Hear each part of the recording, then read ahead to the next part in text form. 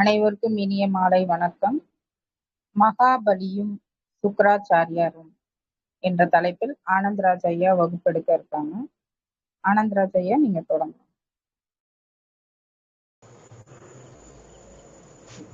அனைவருக்கும் இனிய மாலை வணக்கம். யோக வாசிஷ்டத்துல நம்ம நேற்று மகாபலியுடைய ஒரு கதையை பார்த்தோம். அவருடைய அப்பா அவருக்கு சில விஷயங்களை சொல்லி கொடுக்குறாரு. அதன் மூலமா அவருக்கு அந்த பாதாள லோகத்துல இருந்த மோகம் குறைஞ்சிருது. மகாபலிக்கு குறைஞ்சி இனிமே நம்ம கொஞ்சம் ஆன்மீகத்துல இறங்கணும், ஆன்மீகத்தில் நம்ம ஆர்வமா இருக்கணும் அப்படிங்கிற முடிவுக்கு அவர் வராரு. அதன் பிறகு நம்ம அசுர குரு சுக்கராச்சாரியாரும் குருதான். ஆனா அவர் ஞான குரு இல்ல, அசுர குரு. ஆனால் எப்படியும் குரு தானே. அதனால அவர்கிட்ட நம்ம சில விஷயங்களை கேட்டு தெரிஞ்சுக்கலாம் அப்படின்னு மகாபலி விரும்புறார். ஓரளவு அந்த காலத்துல எல்லாம் நினைச்சாலே குருமார்கள்லாம் கண்ணு முன்னாடி வந்துருவாங்க. நம்ம சினிமா படம் எல்லாம் பார்த்திருப்போம். நம்ம யாரை நினைக்கிறோமோ அந்த குரு வந்துருவார். என்னப்பா உனக்கு வேணும் அப்படின்னு கேட்பார். அப்படி மகாபலியும் சுக்கராச்சாரியாரை நினைக்கிறார். அப்போ சுக்கராச்சாரியார் கண் முன் தோன்றுறாரு. ஏன்னா அவருக்கு ராஜா இல்லையா மகாபலி. அதனால முறைப்படி சுக்கராச்சாரியருக்கு மரியாதை எல்லாம் கொடுத்து உட்கார வைக்கிறார். உட்கார வச்சு அவருக்கு பாத பூஜை எல்லாம் பண்ணி அந்த குருங்கிற முறையில அவருக்கு எல்லா மரியாதையும் செலுத்துறாரு. அப்புறம் சொல்லுப்பா, எதுக்கு என்னை கூப்பிட்டேன் அப்படின்னு சுக்கராச்சாரியர் கேட்கும்போது மகாபலி சில சந்தேகம் இருக்கு எனக்கு, அதை உங்கள்கிட்ட கேட்கலான்னு தான் நான் உங்களை உங்க காட்சி வேணும்னு நான் வேண்டுனேன். கேளுங்கிறப்ப மகாபலி அவங்க அப்பா கிட்ட கேட்ட கேள்வி கேட்கல. ஏன்னா அவங்க அப்பா கிட்ட ஒரு குழம்பிய நிலையில ஒரு கேள்வி கேட்டார். இப்போ தன்னுடைய மகனுடைய குழப்பத்தை அப்பா சரி பண்ணிட்டார். நேத்து வகுப்புல நம்ம அதுதான் பார்த்தோம். அந்த ஒரு அமைதி நிலை வந்துருச்சு. இப்போ மகாபலி ஆன்மீகத்துக்குள்ள வந்துட்டார். ஆன்மீகத்துக்குள்ள ஆன்மீகம் சார்ந்த ஒரு கேள்வியை சுக்கராச்சாரியர் முன்னாடி வைக்கிறார். நான் யார்? இந்த உலகம் என்பது என்ன? இதான் மகாபலி வச்ச கேள்வி. நம்ம இந்த கேள்வி நமக்கு தெரிஞ்சதுதான். நான் யாருனாலே நமக்கு ரமண மகர்ஷி ஞாபகம் தான் வரும். அப்போ அது இந்த உலகம்னா என்ன? இந்த ரெண்டு கேள்வியும் மகாபலி சுக்கராச்சாரியர்கிட்ட வைக்கிறார். அப்ப அவரு சுருக்கமா சொல்றாரு. நான் சுருக்கமா சொல்றேன். நீயும் நானும் நம்ம போன்று வரும். அவரு எல்லாத்தையும் இன்க்ளூட் பண்றாரு. நீயும், அதாவது மகாபலியாக நீயும், சுக்கராச்சாரியாராகிய நானும் மட்டும் இல்ல, நம்மள மாதிரி இருக்கிற எவ்வளவோ மக்கள், எவ்வளவோ உயிரினங்கள், இது எல்லாமே அறிவு வடிவமானதுதான் அப்படிங்கிற. இந்த உலகமும் அறிவு வடிவானது. இது நீ உறுதியா யோசிச்சு பார்த்து இந்த ஆத்மஸ்வரூபத்தை உன்னோட தெளிந்த புத்தியால புரிஞ்சுக்கோ. உனக்குள்ளே நீ காண்பாய். எல்லையற்ற பெருநிலை இதனால் கிட்டும் அப்படின்னு சொல்றார். இது ரொம்ப ஒரு உச்சமான ஒரு கான்செப்ட். அறிவு நிலை, அறிவு வடிவம் அப்படிங்கிறது என்னன்னா, எளிமையா சொல்ல போனா மனமில்லாத நிலை. அதுதான் அறிவு நிலைன்னு பேரு. இந்த அறிவு நிலை அப்படிங்கும்போது ரெண்டு இருக்கு. நம்ம நிறைய தகவல்களை சேகரிச்சு வச்சிருப்போம். நூல்கள் மூலமா, சில யூடியூப் சேனல் மூலமா, இல்லை இந்த மாதிரி குழுக்கள் மூலமாக, இப்படி நிறைய தகவல்கள் நமக்குள்ள இருக்கும், மனசுல பதிச்சு வச்சிருப்போம். இது அந்த அறிவை இங்க சுக்கராச்சாரியர் சொல்லல. சுக்கராச்சாரியர் சொல்ற அறிவு இதை கடந்தது, இந்த நிலை கடந்தது. இந்த நம்ம சேகரிச்சு வச்சிருக்கிற அறிவு உலக வாழ்க்கைக்கு தான் பயன்படும், அது ஆன்மீக வாழ்க்கைக்கு பயன்படாது. இத நீ கொஞ்சம் புரிஞ்சுக்க அப்படிங்கிற. எல்லையற்ற பெருநிலைங்கிறார். நம்ம ஒரு கிளிப்பு பார்த்தோம் இல்லையா, ரமணர் சொல்றாரு இல்லையா, இரவு பகல் இல்லாத கால தேசம் கடந்த ஒரு வெட்ட வெளி, அதுதான் அந்த அறிவு. சித்தாகாசம் அப்படின்னு சொல்லுவாங்க சாஸ்திரத்துல. அதாவது இந்த பஞ்சபூதங்கள்ல சொல்ற ஆகாயம் கிடையாது, அந்த பஞ்சபூதங்களே இந்த சித்தாகாசம் ஆதாரத்துலதான் நிக்குது. பஞ்சபூதம்ங்கிறது அந்த சித்தாகாசம்ங்கிற ஆகாசத்துல நிக்கிற ஒரு இதான். இப்ப நம்ம சினிமா திரை, சினிமா காட்சி அப்படின்னு அடிக்கடி பேசுறோம் இல்லையா, அந்த சினிமா திரை தான் சித்தாகாசம் அப்படிங்கிறது. அதுல இரவும் கிடையாது, பகலும் கிடையாது, மனமும் கிடையாது, படைப்பும் கிடையாது, ஒண்ணுமே கிடையாது. அந்த ஸ்கிரீன் மேல தோன்றக்கூடிய காட்சிகள் தான் பஞ்சபூதங்கள். நிலம், நீர், நெருப்பு, காற்று, ஆகாயம். ஆகாயம் வேறு, சித்தாகாசம் வேறு. நிறைய பேர் ஆகாயம், ஸ்பேஸ் அப்படிங்கும் போது இந்த பஞ்சபூதத்துல உள்ள அந்த ஈத்தர் அப்படின்னு சொல்லுவோம் இல்லையா, அந்த ஆகாயத்தை நினைக்கிறாங்க. அந்த ஆகாயம் கிடையாது. சித்தாகாசம்ங்கிறது வேற, அது பஞ்சபூதங்களுக்கும் ஆதாரமாக இருக்கிறது. அதுதான் நம்ம பிரம்மம், ஆத்மா, சித்தாகாசம் அப்படிலாம் சொல்றோம். இது அந்த நிலைதான், இதை நீ புரிஞ்சுக்கோ அப்படிங்கிறார். இப்போ உலகமாக இருக்கிறதும் அறிவுதான், நானாக இருப்பதும் அறிவுதான். ஆனா இது தெரிய மாட்டாங்குது இல்ல, எங்க நமக்கு தெரிய மாட்டேங்குது. பிரச்சனை அதுதான். நமக்கெல்லாம் ஏன் ஒரு குரு தேவைப்படுது, கொஞ்சம் யோசனை பண்ணி பாருங்களேன். நமக்கு எதுக்கு குரு தேவைப்படணும்? இப்ப நாயன்மார்களுக்கெல்லாம் குருவே இல்லை. எந்த நாயன்மார்களுக்கும் குருமார்கள் கிடையாது. ரமண மகரிஷிக்கு குரு கிடையாது, நிஷ்டதத் மகாராஜாவுக்கு குரு கிடையாது. ஏன்னா இந்த ஆன்ம உலகத்துல 3 விஷயம் இருக்கு. பிரம்மம், உருவ கடவுள்கள், குரு, 3 நிலை இருக்கு. இந்த பிரம்மங்கிறத புடிச்சுக்கிட்டாங்கன்னா அவங்களுக்கு குரு தேவையில்லை. நீங்க நாயன்மார்கள்லாம் அந்த பிரம்மங்கிறத அப்படியே பிடிச்சுக்கிட்டாங்க, அதை அவங்க விடவே இல்லை. அவங்களுக்கு அசைக்க முடியாத நம்பிக்கை. அந்த சித்தாகாசத்தை பிடிச்சுப்பாங்க, அதான் நிஜம், வேற எல்லாம் போய் அதுல அப்படி உறுதியா நம்புவாங்க. நிஷ்டதத் மகாராஜாவும் அப்படிதான். நிஷ்டதத் மகாராஜா அவரோட குருவை சந்திக்கும் போது அவர் உபதேசம் பண்ணது ஒரே ஒரு உபதேசம் தான். நிறைய நம்மள மாதிரி எல்லாம் கிளாஸ் எல்லாம் எடுக்கல அவர். நீ ஆன்மா, அந்த ஒரே ஒரு ஒத்த சொல் தான் குரு சொன்னது. நீ ஆன்மா, அதுல நில்லு அப்படின்ட்டார். நிஷ்டதத் மகாராஜா அப்படியே நின்றுட்டார். ரமண மகரிஷியும் அப்படிதான், குரு கிடையாது. அப்போ இந்த பிரம்ம நிலையை மட்டும் பிடிச்சுக்கிட்டாங்கன்னா அவங்களுக்கு தேவையில்லை, எந்த தெய்வமும் தேவையில்லை, குருவும் தேவையில்லை, ஒரு ஞானமும் தேவையில்லை, ஒன்றும் தேவையில்லை. ஏன்னா அவங்க அதுலயே நிறைவடைஞ்சிருக்காங்க.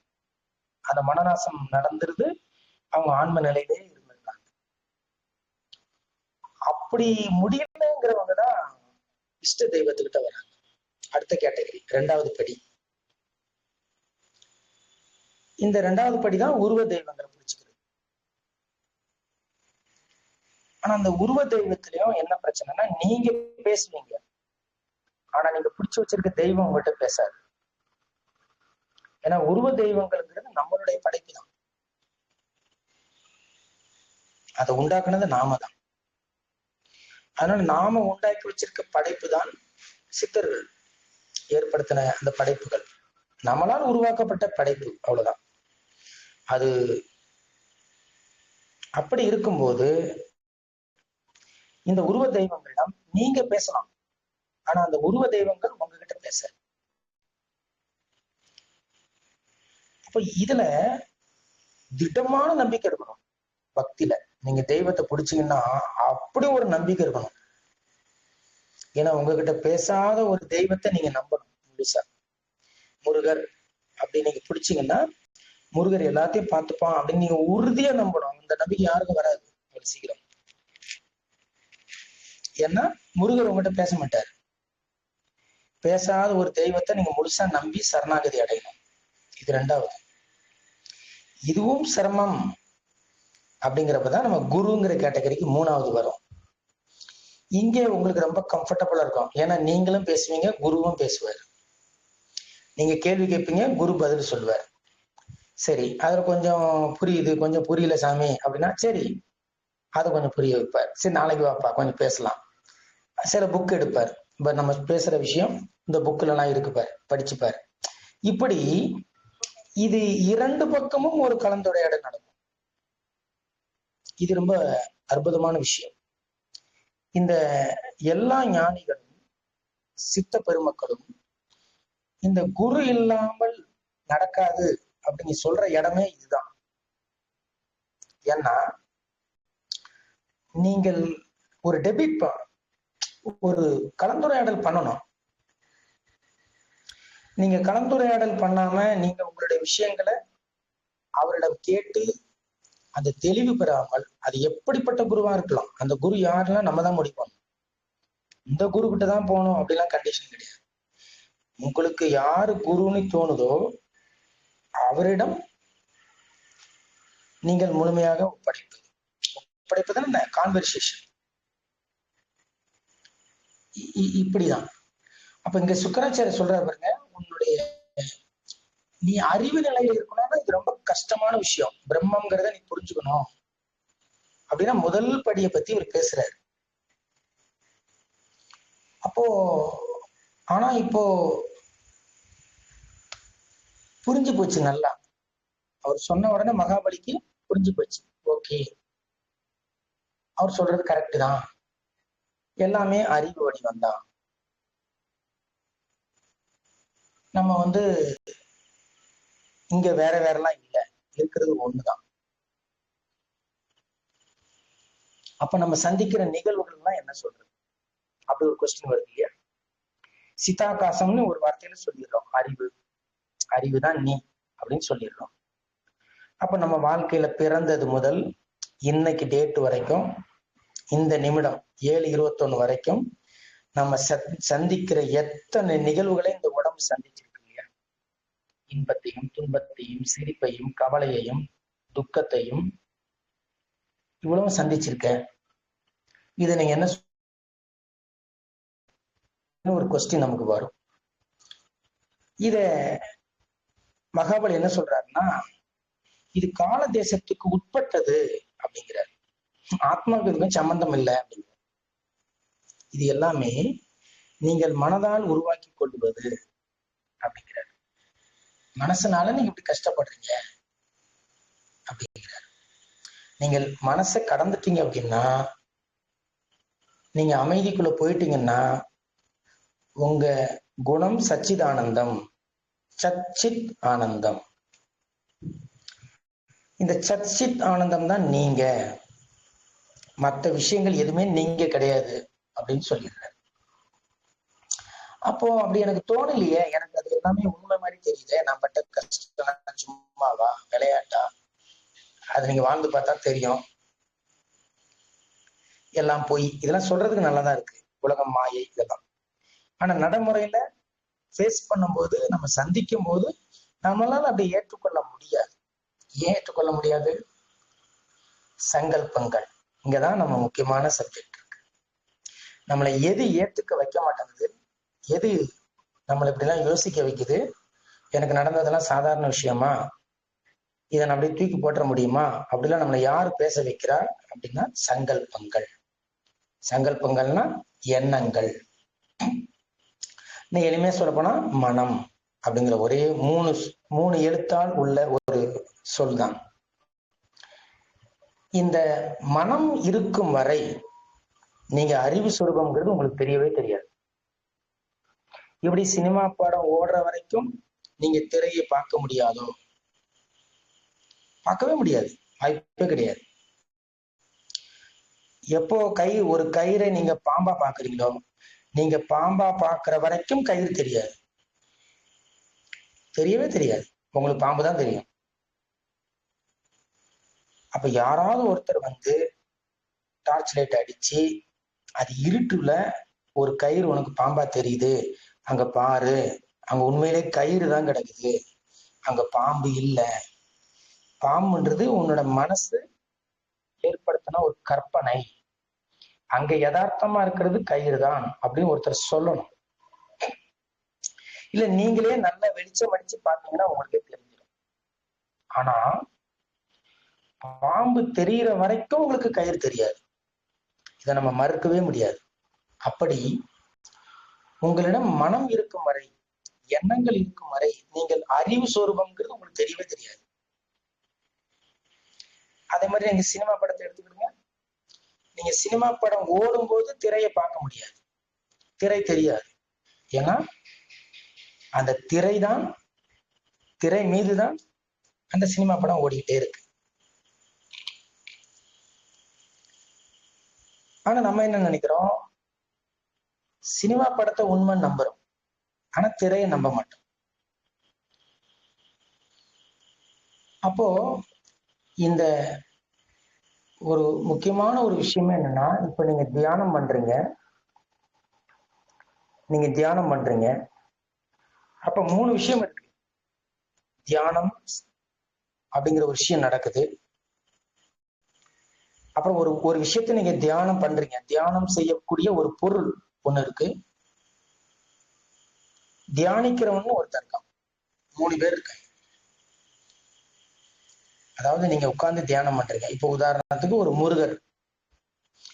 முருகரை நினைச்சு நீங்க தியானம் பண்றீங்க. உங்க முன்னாடி ஒரு முருகர் விக்கிரகம் இருக்கு, நீங்க அது முன்னாடி உட்கார்ந்து கண்ணை மூடி தியானம் பண்றீங்க.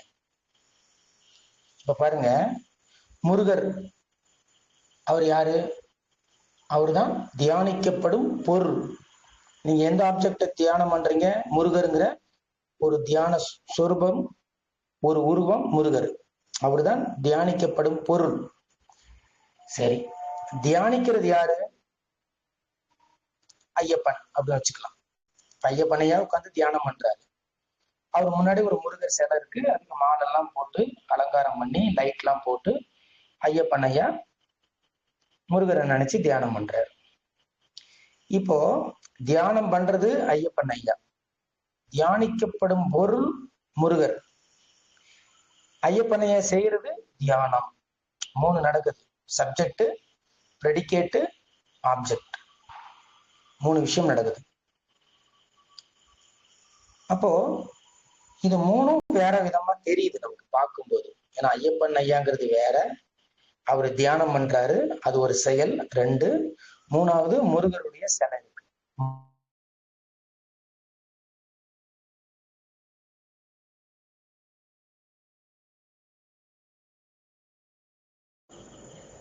ஐயப்பன் வந்து ஒரு ஆண் மகன், அவரு தியானம் பண்றாரு, அப்படி ஒரு அடையாளம் இருக்கு. அப்புறம் அவர் என்ன பண்றாரு? உட்கார்ந்து தியானம் பண்றாரு, அவர் ஒரு செயல் பண்றாரு, அது 2வது ஒரு அடையாளம் வருது. அவர் யாரை வச்சு தியானம் பண்றாரு? முருகருடைய சிலையை வச்சு தியானம் பண்றாரு, இது 3வது. இந்த 3 விஷயங்களா உங்களுக்கு தோணுது. நம்ம யாராவது கேட்டா என்ன சொல்லுவோம்? ஐயப்பனையா முருகனை நினைச்சு தவம் பண்றாரு, ஐயப்பனையா முருகனை நினைச்சு தியானம் பண்ணிட்டு இருக்காரு அப்படி சொல்லுவோம். இப்போ 3 வருது இல்ல, இததான் முப்பொடி அப்படிம்பாங்க. ஆன்மீகத்துல முப்பொடி அப்படிம்பாங்க. 3 சப்ஜெக்ட், ப்ரெடிகேட், ஆப்ஜெக்ட். இது யாருக்கு இப்படி 3ஆ தெரியும் அப்படின்னா, யாருக்கிட்ட மனசு இருக்கோ அவங்க கிட்ட இருக்குதான் இது 3ஆ தெரியும். ஆனா இதுல பெரிய ஒரு சிரிப்புக்குரிய விஷயமே என்னன்னா, இங்க 3ஏ இல்லை, ஒரே பிரம்மம் தான் அங்க இருக்கு. இந்த ஒரே பிரம்மத்தை, ஒரே அறிவை தான் உங்க மனசு என்ன பண்ணுது? அந்த உடம்புங்கிற தோற்றத்தில் மயங்கி அதுக்கு ஐயப்பன் அப்படின்னு ஒரு பேரை கொடுத்து அதுக்குள்ள அது ஒரு தனி ஆளு அப்படின்னு சொல்லுது உங்க மனசு. அப்புறம் அவரு பண்ற ஒரு வேலை இருக்கு, அதுக்கு என்ன பண்ணுது, அவரு வேற, அவரு ஒண்ணு செய்யறாரு, அதுக்கு பேரு தியானம், அது வேற அப்படின்னு மனசு ரெண்டாவது ஒண்ணு கிரியேட் பண்ணுது. திருப்பி மனசு என்ன பண்ணுது, மூணாவதா அவரு முருகன்கிற ஒரு கடவுளை நினைச்சு தியானம் பண்ணிட்டு இருக்காரு அப்படிங்கிற ஒரு மூணாவது ஒரு படைப்பையும் உண்டாக்குது. இது மூணு பிரிவினைகளையும் உங்களுக்குள்ள ஏற்படுத்துறது உங்க மனசுதான். ஆனா உண்மையிலே அங்க மூணு இருக்கான்னா மூணு இல்லை, வெறும் பிரம்ம மட்டும்தான் இருக்கு, வேற எதுவுமே கிடையாது. அப்போ இத மகாபலி புரிஞ்சுக்கிட்டான். ஓஹோ, நம்ம தப்பு பண்ணிட்டோம், இங்க மூணு எல்லாம் இல்ல, இங்க இருக்கிறதே ஒண்ணுதான், இந்த ஒண்ணுதான் நமக்கு மூணா தெரியுது. ஏன் இது டிஸ்டர்பன்ஸா இருக்கு, நமக்கு ஏன் தொந்தரவா இருக்குன்னா, இது மூணையும் நீங்க தனித்தனியா பாக்குறதுனாலதான் உங்களுக்கு இவ்வளவு பிரச்சனை வருது. தியானம் நான் பண்றேன், நான் பண்ற வேலை தியானம், நான் கடவுள் முருகனை நினைச்சு தியானம் பண்றேன். இப்படி மூணு விதங்களாக மனசு பிரிந்து மூணு தோற்றங்களை கிரியேட் பண்ணுது. இதுல நம்ம சிக்கிக்கிறோம். சிக்கி இந்த அந்நியத்துல மாட்டி நம்ம கஷ்டப்படுத்திக்கிறோம். இதுதான் இந்த இந்த மூன்று நிலையிலும் இருப்பது ஒரே ஒரு பிரம்மம் தான். இத மகாபலி உணர்ந்துட்டான். சுக்கராச்சாரியர் சொன்னாரோ இல்லையோ அப்படியே பிடிச்சுக்கிட்டான். கரெக்டு தான், இங்க மூணு எல்லாம் இல்ல, இருக்கிறது வெறும் ஆன்மா தான், வெறும் அறிவு சொரூபம் தான். இதெல்லாம் நம்ம மனசு சொல்றதை நம்பி நம்ம ஏமாந்துருக்கோம் அப்படிங்கிறத கண்டுபிடிச்சிட்டோம். அப்போ அறிவுக்கு அந்நியமா இன்னொன்னு இல்லை, ஆன்மாவுக்கு அந்நியமா இன்னொன்னு இல்லை, இருக்கிறது ஆன்மா மட்டும்தான். எது இருந்தாலும் சரி, நீங்க மறந்துடவே கூடாது, இந்த பிரபஞ்சத்தில் எதை நீங்க பார்த்தாலும் அது ஆன்மாதான், அது ஆன்மாவுக்கு அந்நியம் கிடையாது. உங்களுக்கு ஆன்மாவுக்கு அந்நியமா ஒண்ணு ஃபீல் ஆகுதுன்னா அங்க மனசு இருக்குன்னு அர்த்தம். சிம்பிள், ரொம்ப எளிமையா புரிஞ்சுக்கணும், குழப்பிக்கலாம் கூடாது. உங்களுக்கு ஆன்மாவுக்கு அந்நியமா ஒரு விஷயம் இருக்கு. இப்ப எனக்கு ஒரு இன்பம் ஃபீல் ஆகுது, எனக்கு ஒரு இன்பமா இருக்கு அப்படின்னா மனசு இருக்கு, மனசு வந்துருச்சுன்னு அர்த்தம். எனக்கு துன்பமா இருக்கு அப்படின்னா மனசு வந்துருச்சுன்னு அர்த்தம். அப்போ எனக்கு ஏதோ ஒரு யோசனை ஓடிக்கிட்டே இருக்கு, கற்பனை ஓடிக்கிட்டே இருக்கு, எண்ணங்கள் ஓடிக்கிட்டே இருக்கு அப்படின்னா மனசு இருக்குன்னு அர்த்தம்.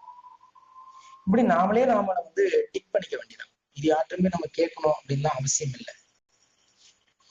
அப்போ இப்ப மகாபலி என்ன பண்ணாருன்னா, இதுல அப்படியே உட்கார்ந்துட்டாரு.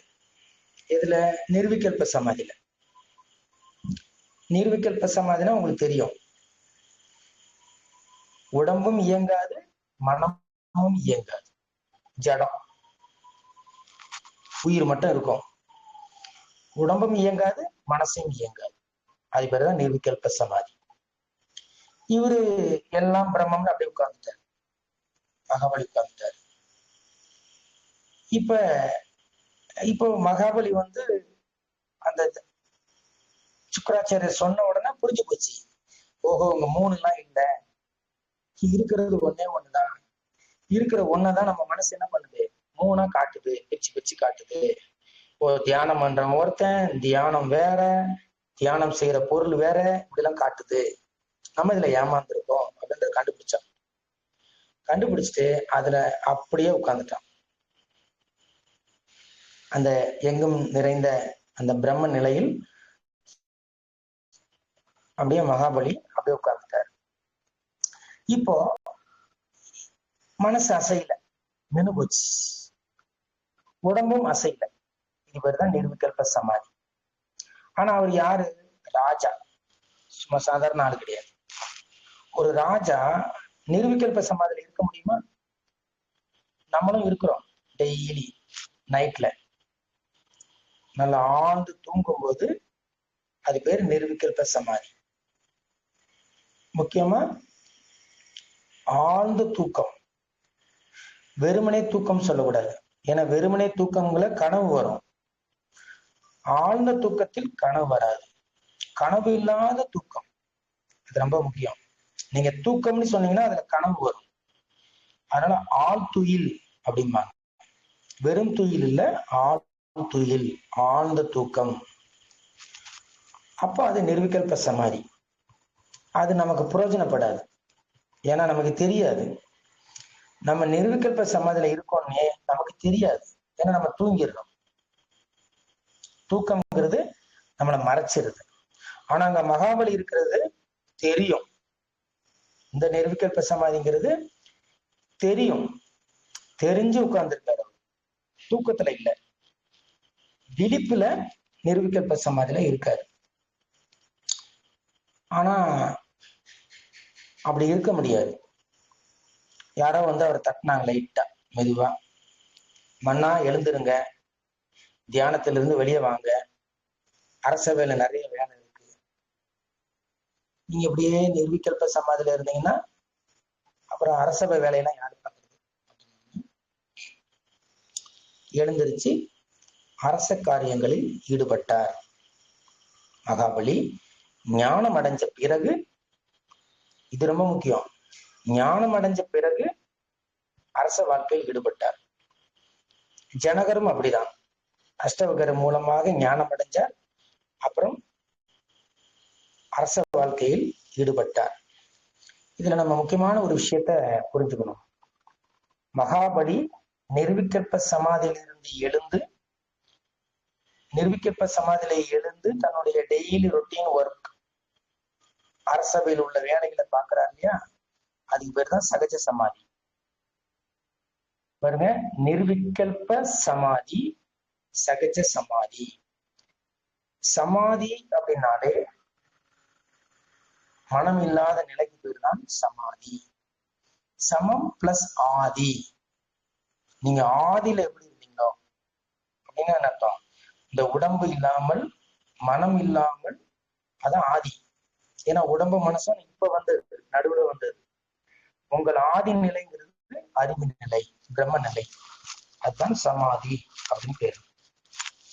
அந்த ஆதியில் உள்ள நிலைக்கு சமமா நீங்க மாறிடுது, அது பேர் தான் சமாதி. இப்ப இவர் சகஜ சமாதிக்கு வந்துட்டார். சகஜ சமாதிக்கு வந்தா என்ன, இப்ப நிறைய பேர் சொல்லுவாங்க, நீங்க ஞானம் அடைஞ்சிட்டீங்கன்னா வேலையெல்லாம் பார்க்க முடியாது, வேலைக்கெல்லாம் போக முடியாது, வீட்டுல எல்லாம் இருக்க முடியாது அப்படிலாம் சொல்லுவாங்க. அதெல்லாம் பொய், நம்ப கூடாது. ஞானிகள் தான் நல்ல வேலை செய்வாங்க, சகஜ சமாதியில செய்வாங்க. ஏன்னா இங்க சமாதி அடைகிறது மனசு மட்டும்தான், உடம்பு கிடையாது. அது வேறு. நீங்க யோக மார்க்கத்தில் ஜட சமாதி அடைகிறது வேற. அது பல்ல மாதிரி நோண்டி அவக்குள்ள போய் உட்கார்ந்துருவாங்க. அப்புறம் அப்படியே சில பளிங்கு கற்கள் வச்சு சமாதி கட்டுவாங்க, அது வேற. அது ஜட சமாதி. நம்ம அதை பத்தி பேசல, நம்ம சகஜ சமாதி பத்தி பேசணும்.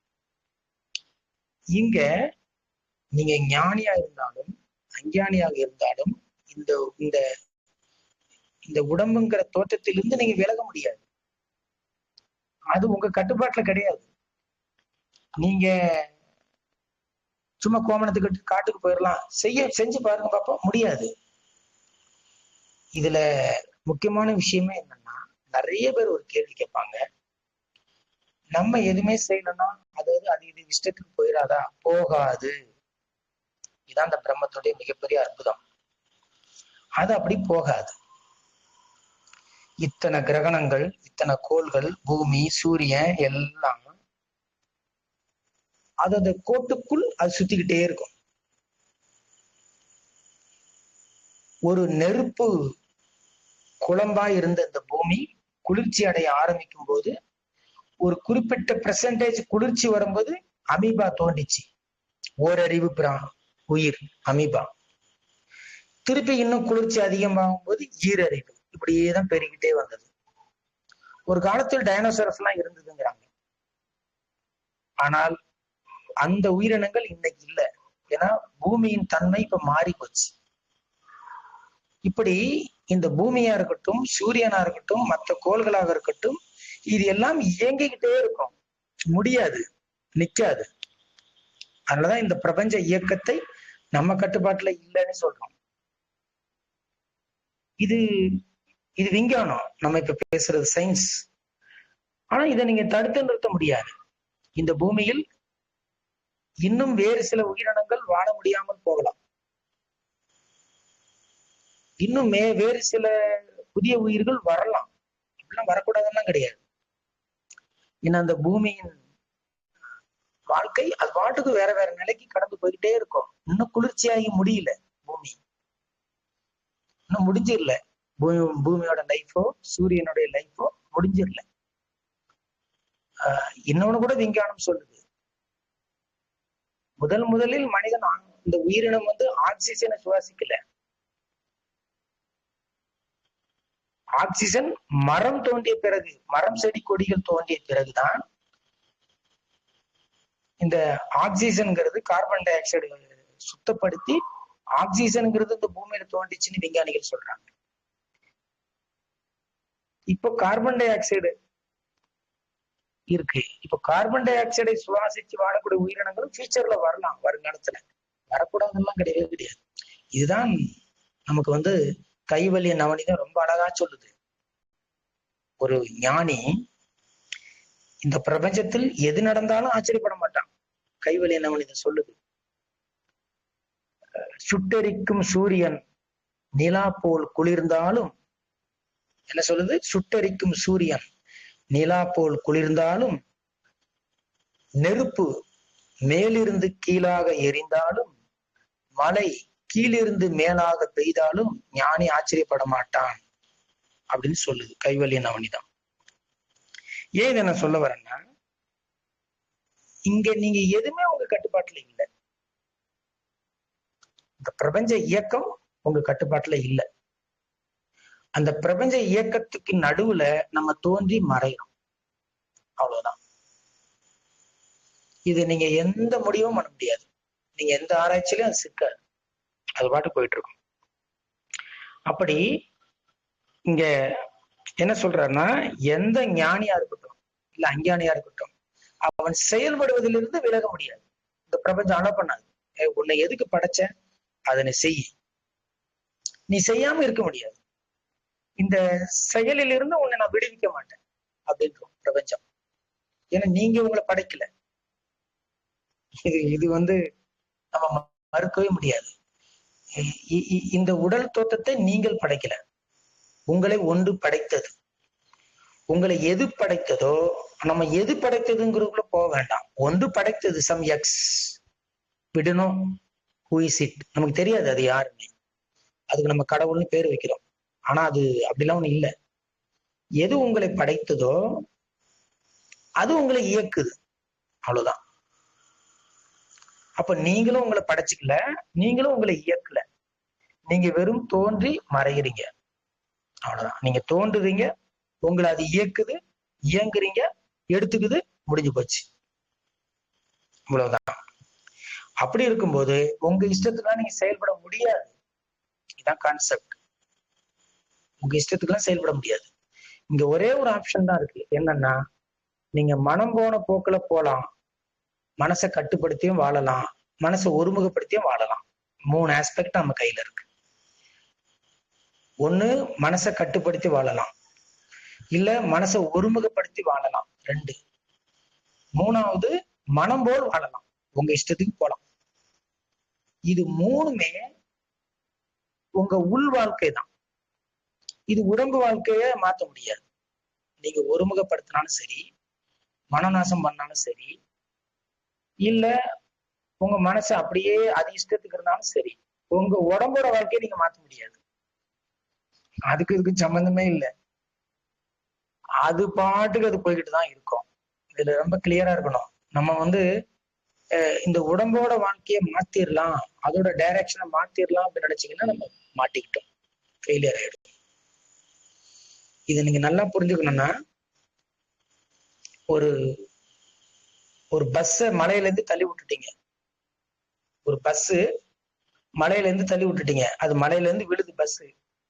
உள்ள இருக்க டிரைவரு அமைதியா இருக்கலாம், சத்தம் போடலாம், இல்ல என்னன்னாலும் நடந்துட்டு போடுன்னு உட்காரலாம், அவ்வளவுதான். நீங்க பஸ்ல இருந்து அந்த டிரைவரை காப்பாற்ற முடியாது. விழுந்தது தான். அந்த மாதிரி நீங்க ஞானியோ அஞ்ஞானியோ இல்ல யோகியோ எப்படின்னா இருந்துட்டு போங்க, அது பிரச்சனை இல்லை. ஆனால் இந்த உடம்பு இயக்கத்திலிருந்து நீங்க வெளியே வர முடியாது. இதை நம்ம ஒண்ணுமே பண்ண முடியாது. நீங்க வேணும்னா இந்த உடம்பு இயக்கத்தை மனம் இல்லாமல் கொண்டு போனீங்கன்னா நீங்க நிம்மதியா இருப்பீங்க ஒண்ணு. அப்படி இல்ல, நான் மனசு இல்லாமலாம் பண்ண மாட்டேன், மனசை ஒருமுகப்படுத்துவேன் அப்படின்னா நீங்க நடுவழியில நின்றுவீங்க. நடுவழினா உங்க வாழ்க்கை அங்கும் இல்லாம இங்கும் இல்லாம சித்திக்குள்ள மாட்டி சின்ன பண்ணாம இருக்கும். அப்போ உங்க உடல் வாழ்க்கை மாறாது. 2. 3வது, மனம் போல் போறீங்க அப்படின்னா உங்களுக்கு நிம்மதி இருக்காது. அப்போ எந்த விதத்திலும் உங்கள் உடல் வாழ்க்கையை இந்த மனதால் மாற்ற முடியவே முடியாது. அது மாற்ற முடியாது. நம்ம கிளியரா புரிஞ்சுக்கணும். இந்த உடல் வாழ்க்கையை உங்கள் மனதின் மூலம் நீங்க மாற்ற முடியாது. அதனாலதான் அது என்ன சொல்றாங்க, அதை அடைக்கிடுங்க, அது உங்க கட்டுப்பாட்டுல கொண்டு வந்துருங்க அப்படிங்கிறாங்க. அதை நீங்க ஒருமுகப்படுத்தவும் வேண்டாம், அது 2 கட்டம். அது இஷ்டத்துக்கு போனீங்கன்னா ரொம்ப டேஞ்சர். குடியாரம்ப நாடி போற மாதிரி, அது ரொம்ப டேஞ்சர், எங்கன்னா கொண்டு சொறி விட்டுரும். இது 2மே இல்லாமல் இந்த வாழ்க்கையில் இந்த மனம்ங்கிற அம்சத்தை எடுத்துட்டீங்கன்னா இந்த உடம்பு சந்திக்கக்கூடிய எல்லா நிகழ்வுகளையும் நீங்கள் பாதிப்படையாம இருக்கலாம். அவ்வளவுதான். அப்போ ஞானி செயல்படாம இருக்க மாட்டான். அது மகாபலியா இருக்கட்டும், இல்ல ஜனகராக இருக்கட்டும், இல்ல அர்ஜுனனா இருக்கட்டும். கிருஷ்ணரும் அர்ஜுனனுக்கு இதேதான் சொல்லி கொடுக்குறாரு. நீ செயல்படாமனா இருக்க முடியாது தம்பி, அப்படிதான் சொல்றாரு கிருஷ்ணர் அர்ஜுனனை. நீ செயல்படணும், ஆனா என்ன பண்ணணும், அந்த செயல் பந்தப்படுத்தக்கூடாது. நிஷ்காமிய கர்மா அப்படின்னு கிருஷ்ணர் சொல்லி கொடுக்கிறார். நிஷ் காமியம் அப்படின்னா, காமியம்னா ஆசைப்படுறது, காமம் காமியம் ஆசைப்படுறது. ஒரு கர்மாவை அதிலிருந்து வரக்கூடிய பலனுக்காக ஏங்குவது இருக்கக்கூடாது. நிஷ்னா கூடாது வடமொழியில. காமம்னா விரும்புறது, வேணும் வேணும் வேணும் அப்படின்னு. அப்போ செயலை செய்துவிட்டு அதற்கான பலனை நீ எதிர்பார்க்காத அப்படின்னு சொல்றாரு. இதுல இன்னொரு விஷயமும் இருக்கு. செயலை செஞ்சுட்டு பலனை எதிர்பார்க்காதன்னு சொன்னா நான் வேலையை மட்டும் செஞ்சுட்டு போகணுமா, எனக்கு சம்பளம் கிடையாதான்னு கேட்கக்கூடாது. கிருஷ்ணர் அப்படி சொல்லல. எதிர்பார்க்காதேன்னு நான் என்ன அர்த்தம்னா, மைண்ட் அங்க கொண்டு வராதங்கிறாரு. அவ்வளவுதான். உனக்கான அந்த உன் உடம்புக்கு தேவையான விஷயங்களை பிரபஞ்சம் கொடுத்துதான் தீரும். அதையும் அவனுக்கு தடுக்கவே முடியாது. பகவான் ரமணர் சொல்றாரு இல்லையா, நடக்காதுன்னா அது எந்த முயற்சி பண்ணாலும் நடக்காது, நடக்கும்னா அது என்னதான் தலைகையில நின்னாலும் தடுத்து நிறுத்த முடியாது. இதுவே திண்ணம். ஆகையால் மௌனமாய் இருக்கை நன்று. பகவான் அப்படியே முடிச்சிடுறாரு.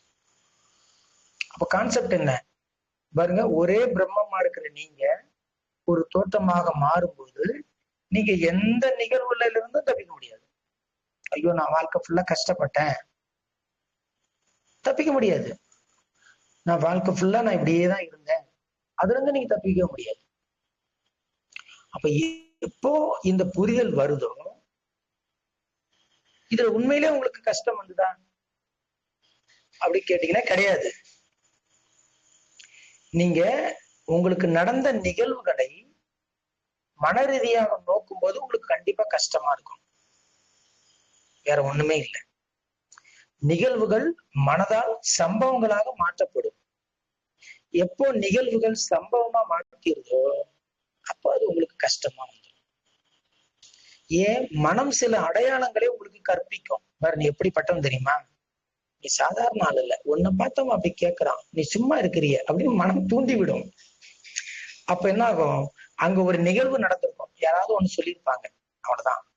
அந்த நிகழ்வை உங்கள் மனம் படப்பிடிச்சு வச்சுக்கிட்டு திருப்பி திருப்பி உங்களை சொல்லி சொல்லி சொல்லி சொல்லி வெறுப்பு உண்டாக்கி எப்படியாவது அதை ஒரு சம்பவமா இன்சிடென்டா மாத்திரலாம் அப்படின்னு ட்ரை பண்ணும். அப்படி ட்ரை பண்ணும்போது நம்ம அதை எமோஷனல் ஆயிடுவோம். எமோஷனல் ஆகி ஒரு பாதிப்பை ஏற்படுத்துவோம்.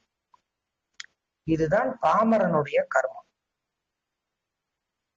இல்லைன்னா ஒண்ணும் இல்லை. ஆதிசங்கருக்கு நடந்தது இல்லையா?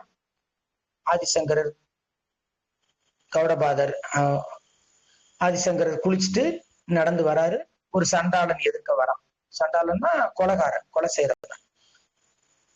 அப்ப வரும்போது இவர் ஆதிசங்கர் குளிச்சுட்டு வராரு. என்னடா குளிச்சுட்டு சுத்தப்பட்டமா வந்துட்டு இருக்கோம், சண்டாளன் எதிர்க்க வரானே, கொஞ்சம் தள்ளி போ அப்படிங்கிறாரு. இப்ப சண்டாளன் கேக்குறான், நீ எதை தள்ளி போ சொல்ற? உடம்ப தள்ளி போ சொல்றியா, உள்ள இருக்க ஆன்மாவை தள்ளி போ சொல்றியா அப்படின்னு கேக்குறான். சண்டாளன் கிட்ட இருந்து இப்படி ஒரு பதில் வரனே ஆதிசங்கருக்கு எதிர்பார்க்கல. ஆனா பாருங்க, அத்வைதம்ங்கிற மிகப்பெரிய சித்தாந்தத்தை ஏற்படுத்திய ஆதிசங்கராச்சாரியா சண்டாளன் காலில அப்படியே விழுந்துடுறாரு, நீ என்னோட குரு அப்படின்னு. அப்ப பாருங்க, எங்க உங்க மனம் யாரால நாசமாக்கப்படுதோ அங்க உங்களுக்கு ஏற்புத்தன்மை வருது. ஏன்? ஆதிசங்கர்கிட்ட பிடிப்புலாம் இல்ல. எங்க அறிவு நிலை நமக்கு கிடைக்குதோ அங்க காலில் விழுந்துடுறாரு, சரண்டர். சண்டால சொல்லி நம்ம புரிஞ்சுக்கிட்டோமேனு அவருக்கு கில்ட்டி கான்சியஸ் வரல. யார் சொன்னா என்ன, எவனும் சொல்லாததை சொல்லியிருக்காங்க. விலகி போய் சொல்றியா, உடம்ப சொல்றியா, ஆன்மாவை சொல்றியா? உடம்புன்னா அது எல்லாம் ஒண்ணுதான். ஆத்மானா அது எங்க எல்லா இடத்துலயும் தான் இருக்குது, அது விளக்கவே முடியாது. எதை சொல்ற அப்படின்னு கேட்டா ஆச்சரியம். அப்புறம் அது கதை பக்தியில முடிஞ்சிடும். அது சண்டனான வந்தது வந்து பரமசிவன், 4 நாயா வந்தது, 4 வேதங்கள் அப்படிலாம் சொல்லுவாங்க. அது கதை, ரைட். இங்க என்ன விஷயம் அப்படின்னா, எந்த விஷயம் உங்கள் மனதை நிறுத்துதோ அதை நீங்க பிடிச்சுக்கணும். அவ்வளவுதான். அது எந்த விஷயமா இருக்கட்டும். இல்ல எனக்கு பக்தி என்னுடைய மனசை நிறுத்துது, மனசு இல்லாம பண்ணுது, பக்தி பிடிச்சுக்குங்க, பரவாயில்ல. இல்ல ஞான மார்க்கம் என்னுடைய மனசை நிறுத்துது, எனக்கு அது பிடிச்சிருக்கு, அதை பிடிச்சுக்கிங்க. இல்ல யோக மார்க்கம் எனக்கு செட் ஆகும்னா அதை பிடிச்சிக்கிங்க, பரவாயில்ல. எப்படியோ எவ்வழி சென்றாலும் உன் மனமது ஓய வேண்டும். அவ்வளவுதான். இதான் ஆன்மீகம். எந்த வழியிலனாலும் நீங்க போங்க, உங்க மனசு ஓயணும், அது இருக்கக்கூடாது. அவ்வளவுதான். அப்போ ஒரு ஞானி செயல்படும் போது நிறைவோட செயல்படுறாரு. ஏன்? அவருக்கு எல்லாம் தெரியும். நம்ம உண்மையா யாரு, இந்த உடம்புனா என்னது, மனசுனா என்னது, உயிர்னா என்னது, ஆன்மானா என்னது, எல்லாம் தெரியும். எப்பவுமே விஷயம் தெரியலன்னா தான் உங்களுக்கு பதட்டம் வரும். யாருன்னே உங்களுக்கு தெரியாது, உங்க வீட்டுல வந்து பெல் அடிக்கிறாரு, நேரம் வந்து வீட்டுக்குள்ள வந்து உட்காந்துக்கிட்டு பேசுறாரு, அப்ப உங்களுக்கு ஒரு மாதிரி பதட்டமா இருக்கும். யாருன்னு தெரியல, அவர் பாட்டுக்கு வந்து உள்ள உட்காந்துருக்காரு, அவர் பாட்டு என்னன்னோ பேசுறாரு அப்படின்னு உங்களுக்கு பதட்டமா இருக்கும். உங்களுக்கு நல்ல க்ளோஸ் ஃப்ரெண்டு வீட்டுக்கு வந்தா வாப்பா உட்காரு அப்படின்னு நம்ம உட்காந்து பேசிக்கிட்டு இருக்கோம். இப்போ புரிதல் தான் நமக்கு ரொம்ப முக்கியம். எந்த அளவுக்கு நமக்குள்ள புரிதல் குறையுதோ அந்த அளவுக்கு குழப்பம் இருந்துகிட்டே இருக்கும். நம்ம பிடிச்சு வச்சிருக்க விஷயத்த நம்மளால விட முடியாது. புரிதல் வர வரதான் நம்ம விஷயங்கள், பிடிச்சு வச்ச விஷயங்கள் விடும். ஆனா இதுல நம்ம எல்லாருமே ஆதிசங்கரர் மாதிரி இருக்கணும். எங்க சத்தியம் நமக்கு புலப்படுதோ அங்க நம்ம சரண்டராகவே ரெடியா இருக்கு. அதுவரை நம்ம விட்டு கொடுக்க கூடாது. எனக்கு கேள்வி நான் வச்சுக்கிட்டே தான் இருப்பேன். ஆனா எனக்கு பதில் கிடைச்சதுன்னா அது சண்டான சொன்னாலும் சரி, யார் சொன்னாலும் சரி, எனக்கு சாட்டிஸ்ஃபைடா இருக்கு. நீ சொன்ன பதில் ஓகே, குட், நான் உன்னை குருவா ஏத்துக்கிறேன், முடிஞ்சு போச்சு. ஆனா நான் பிடிச்சு வச்சுக்கிற விஷயத்த நான் விட மாட்டேன் அப்படின்னா உங்களை காப்பாற்ற முடியாது. அது சிக்கல். அதுதான் மனம். நீங்க பிடிச்சு வச்சிருக்க விஷயத்த விடுறதுக்கு நம்ம தயாரா இருக்கணும். ஆனா அதற்கான புரிதல் வரணும். சும்மாலாம் விட்டு கொடுக்க கூடாது. அதுல நம்ம வந்து உறுதியா இருக்கணும். அப்போ அந்த புரிதல் வந்த பிறகு அந்த விஷயத்த நீங்க பிடிச்சு வச்சுக்க கூடாது. இப்போ உதாரணத்துக்கு எனக்கு வந்து ரொம்ப குழப்பமா இருக்கு, அதுக்கு ஒருத்தர் வந்து குழப்பத்துக்கு காரணம் சொல்றாரு. அப்ப குழப்பத்துக்கு காரணம் சொல்லும் போது நம்ம யோசிச்சு பார்க்கணும், ஆமா கரெக்ட் தானே, இந்த இடத்துல நம்ம தோற்றத்துல போய் மயங்கி இருக்கோம், இந்த குறிப்பிட்ட தோற்றத்துல மயங்கினதுனாலதான் நமக்குள்ள இந்த பிரச்சனை வந்திருக்கு, அப்படி நம்ம மயங்கி இருக்க கூடாது அப்படின்னு ஒருத்தர் புரிய வைக்கிறாரு. அப்ப குழப்பம் போயிடுது, தெளிவு வருது. அப்போ இந்த விஷயத்துல நமக்கு குழப்பம் வர்றதுக்கு காரணம் நம்ம ஏதோ ஒரு தோற்றத்தில் மயங்கி அதை போய் பிடிக்கிறோம். அதனாலதான் கன்ஃபியூஷன் வருது, குழப்பம் வருது. அப்படி புரிஞ்சுக்கிட்டோம்னா இன்னொரு முறை நம்ம யாரும் கேட்க மாட்டோம். குழப்பம் வரும்போதே கண்டுபிடிச்சிருவோம், இந்த தோற்றத்துல நம்ம மயங்கி இருக்கோம், அதான் குழப்பம் வருது அப்படின்னு. இததான் கிருஷ்ணரும் கீதையில சொல்றாரு. அர்ஜுனகிட்ட என்ன சொல்றாரு? எல்லா கர்மத்தையும் என்கிட்ட நீ விட்டுடு. நீ என்ன பண்ணு, அகங்காரம் இல்லாம நீ பாட்டுக்கு நான் சொல்றதை செய்யுங்க. அவ்வளவுதான். உனக்குள்ள மனசு இருக்கக்கூடாது. மனசு இருந்தா என்ன சொல்ற, கிருஷ்ணா நான் ஏன் சண்டை போடணும், இதெல்லாம் உனக்கு வரும், இது உனக்கு தேவையில்லாதது. நீ என்ன பண்ண, எல்லாத்தையும் என்கிட்ட கொடுத்துட்டல, நீ உன் வேலையை பாரு. இதான் சரண்டர். நீங்க இந்த குருவை கூட நம்ம அப்படிதான் வச்சிருக்கிறோம். குருவுக்கு 3 நிலைகள் சொல்லுவாங்க. சர்வாங்க பாவனை அப்படின்னு ஒண்ணு இருக்கு. சர்வாங்க பாவனை, சர்வ அங்கமாக குருவை பாவிப்பது ஒண்ணு. சர்வாத்ம பாவனை அப்படின்னு ஒண்ணு இருக்கு 2. 3வது ஆத்ம பாவனை அப்படின்னு ஒண்ணு இருக்கு. இது நம்ம சிம்பிளா அப்படி வடமொழி சொற்கள் எல்லாம் தேவையில்லை. சிம்பிளா இருக்குன்னா, இப்போ நீங்க ஒரு பில்டிங் கட்டுறீங்க, ஒரு கட்டடம் கட்டுறீங்க, ஒரு வீடு கட்டுறீங்க. நீங்க டெய்லி அந்த வீட்டு வேலையை போய் பார்க்கணும். இல்ல நீங்க ஒரு பிசினஸ் பண்றீங்க, நீங்க டெய்லி அந்த பிசினஸ்ல போய் உட்காரணும். இதான் சர்வாங்க பாவனை. ஏன்னா நீங்க அங்க நிக்கணும். இப்ப கட்டடத்து ஓனர் நிக்கிறாரு அப்படின்னா வேலைக்காரன் ஒழுங்கா வேலை செய்வான்.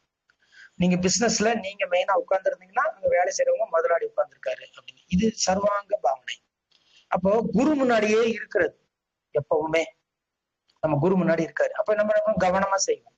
குரு இருக்கிறாரு, குரு முன்னாடி இருக்கிறோம். இது ஃபர்ஸ்ட் ஸ்டெப். இது எல்லாராலையும் இருக்க முடியாது. இன்னொன்னு இருக்கு 2வது நிலை. ஏன்னா நீங்க துறவியானாதான் குரு கூடவே இருக்க முடியும் 24 hours.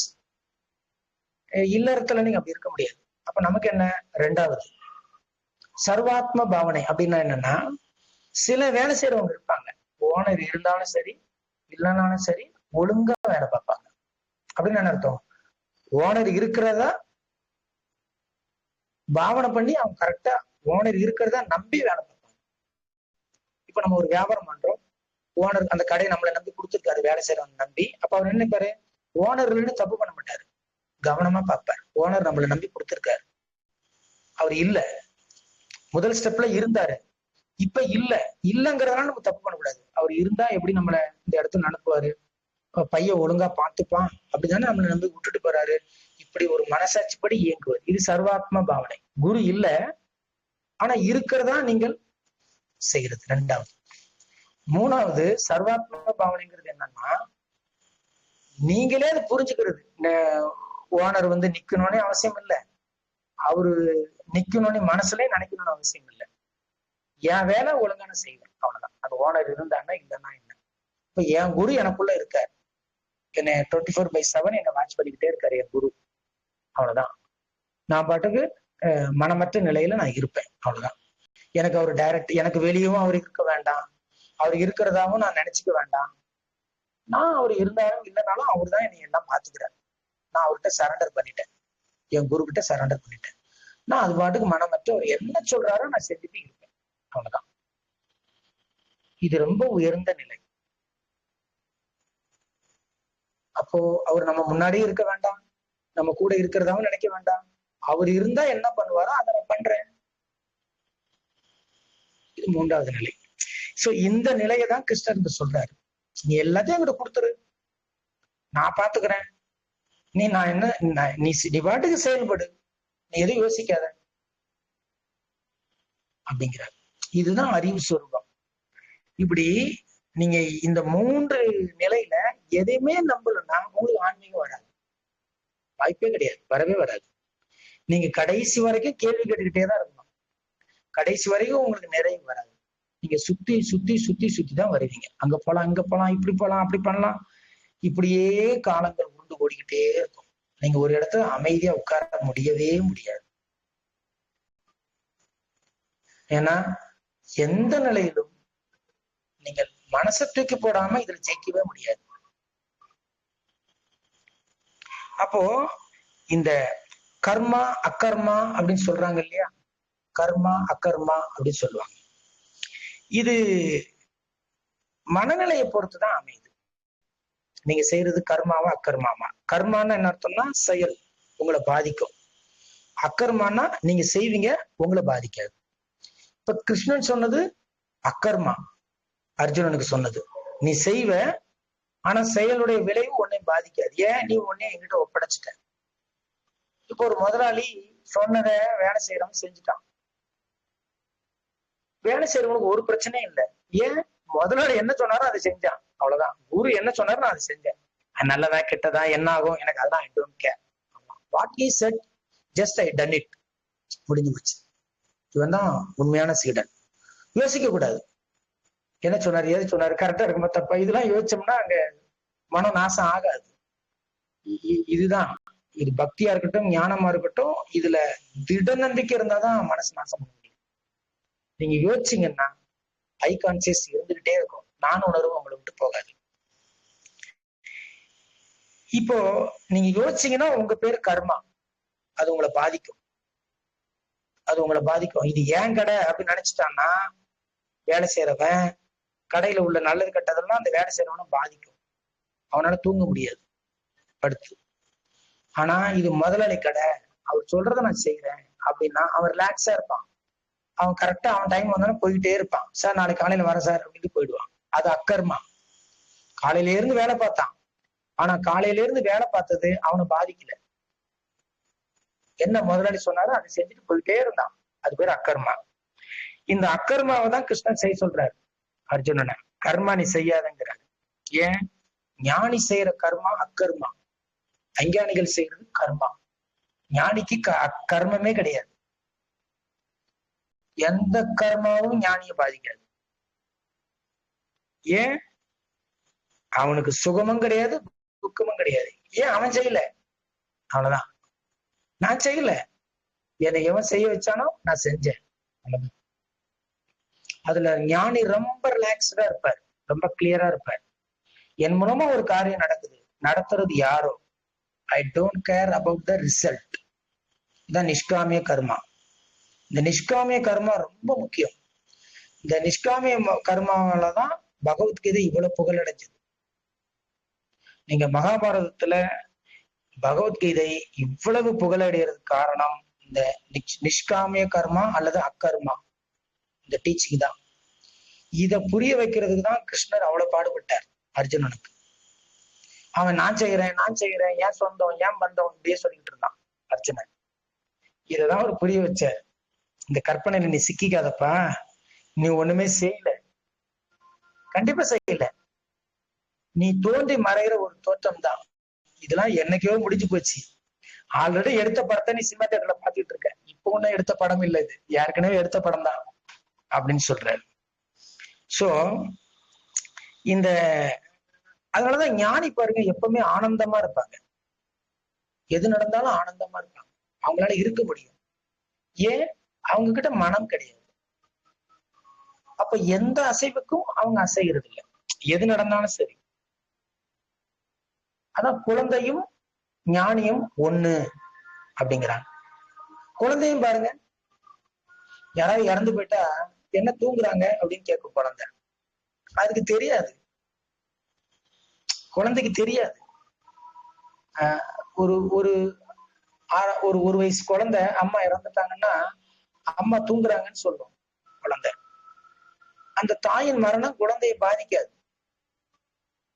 ஏன் பாதிக்காது? அதுகிட்ட மனம் இயங்கல. இறந்திருக்கு இல்ல, அம்மா இறந்திருக்காங்கல்ல, அப்ப குழந்தை அழுகணும்ல, ஒரு வயசு குழந்தை. அப்ப அதுகிட்ட மனம் இல்லை. ஆனா குழந்தை ஒரு இன்னோசன்ட் ஸ்டேட்ல இருக்கு, ஒரு வெகுளித்தனத்தில் இருக்கு, அது வேறு. ஆனா ஞானி அப்படி இல்லை, இன்னோசன்ட் கிடையாது ஞானி. ஞானி ரொம்ப ஷார்ப்பு. அவரு என்ன பண்ணுவாரு? இறந்தது உடம்பு, ஆன்மா இல்ல, இப்படி புரிஞ்சுப்பாரு. இங்கதான் குழந்தையும் ஞானியும் வேறுபடுறாங்க. குழந்தையும் ஞானியும் ஒண்ணு எப்படின்னா, எஃபெக்ட் இல்ல, பாதிப்படைய மாட்டாங்க, அந்த ஒரு ஆஸ்பெக்ட்ல தான் ஒண்ணு. ஆனா பார்வையில் வேறு. குழந்தைக்கு தெரியாது, ஞானிக்கு தெரியும். ஞானி தெரிஞ்சே டிஸ்டர்ப் ஆகாம இருப்பார், குழந்தைக்கு தெரியாது, அதனால டிஸ்டர்ப் ஆகல. நீங்க ஸ்டேட்டை வச்சு உள்ரூட்டை முடிவு பண்ணக்கூடாது. உள்ரூட்டு வேற. நான் தெரிஞ்சே பாதிப்படையாம இருப்பேன், ஆனா குழந்தைக்கு தெரியாது, அதனால பாதிப்படையாம இருக்குது. இது ரொம்ப வித்தியாசமான ஒரு கான்செப்ட். அப்போ இந்த ஒரு நிலை, இந்த மனம் கடந்த நிலை, இதைதான் இந்த மகாபலி இந்த விஷயத்துல உணர்றாரு. இந்த இந்த விஷயத்த நீங்க பிராக்டிஸ் பண்ணி நம்ம கத்துக்கிட்டோம் அப்படின்னா, இந்த மனம்ங்கிற மத யானை இருக்கு இல்லையா, அத நீங்க அடக்கி வசப்படுத்தி உயர்ந்தவன் ஆகலாம் அப்படின்னு வசிஷ்டர் சொல்றாரு. மகாபலி எப்படி தன்னோட வாழ்க்கையில இந்த ஆத்ம ஞானத்தை கொண்டு வந்து ஜெயிச்சானோ, ராமா நீயும் இப்படி பலவீனமா இருக்காத, இந்த மனம்ங்கிற மத யானைய அடக்கி நீ ஜெயிச்சிரு அப்படின்னு வசிஷ்டர் மகாபலி கதை மூலமாக நமக்கு உணர்த்துறாரு. இப்ப பாருங்க, இதுல நம்ம ரெண்டு விஷயம் மறந்துடக்கூடாது. ஒண்ணு, இந்த உடம்பு படைப்பு உங்க கண்ட்ரோல்ல இல்லை. ஒண்ணு. ரெண்டு, இந்த உடம்பு செய்யக்கூடிய செயல்களில் நீங்கள் ஒட்டக்கூடாது, செயலை மட்டும்தான் செய்யணும். அதுல ஒட்டுறதுக்கு உங்களுக்கு ரைட்ஸ் கிடையாது. அப்போ நீங்க பண்றது அக்கர்மா. அக்கர்மம் கிடையாது, அக்கர்மங்கிறது அது வேற, இது அக்கர்மா, செய்யவில்லை அப்படின்னு அர்த்தம். நீங்க எதுவுமே செய்யல, நீங்க ஒரு கருவி, அவ்வளவுதான். இப்போ ஒரு ஒரு ஒரு கத்திய வச்சு ஒரு கத்திரிக்காய் வெட்டுறீங்க, தக்காளி வெட்டுறீங்க, வெங்காயம் வெட்டுறீங்க. இப்போ இதெல்லாம் நான் வெட்டிட்டேன்னு கத்தி அழுகாது. வெட்டினது கத்தி தான், ஆனா கத்தி எதுவுமே யோசிக்காது. என்னை பிடிச்சு வெட்டினா நான் வெட்டினேன், அவ்வளவுதான், முடிஞ்சு போச்சு. என்னை அவன் எடுத்து வெட்டினா நான் வெட்டினேன், முடிஞ்சு போச்சு. நீ என்ன கேட்காத, எவன் பிடிச்சு வெட்டினானா அவனுக்கு கேளு. இதான் அக்கர்மா. என்னை எவன் இதான் கிருஷ்ணன் சொல்றான், நீ அந்த ரோலுக்கு வா அப்படிங்கிறான் அர்ஜுனன். அப்ப அர்ஜுனன் அந்த ரோலுக்கு வந்துடுறான். சரி கிருஷ்ணா, ஓகே, இரும நான் கேள்வியே கேட்க மாட்டேன். இன்னொரு விஷயத்தோட நான் முடிச்சிடுறேன். இது எல்லாருக்கும் தெரிஞ்ச விஷயமா தான் இருக்கும். கிருஷ்ணர் அர்ஜுனனுக்கு கீதை சொல்லி கொடுக்கறதுக்கு முன்னாடி ஒரு டெஸ்ட் வச்சாரு. இது நீங்க படிச்சிருக்கீங்களா என்னன்னு தெரியல.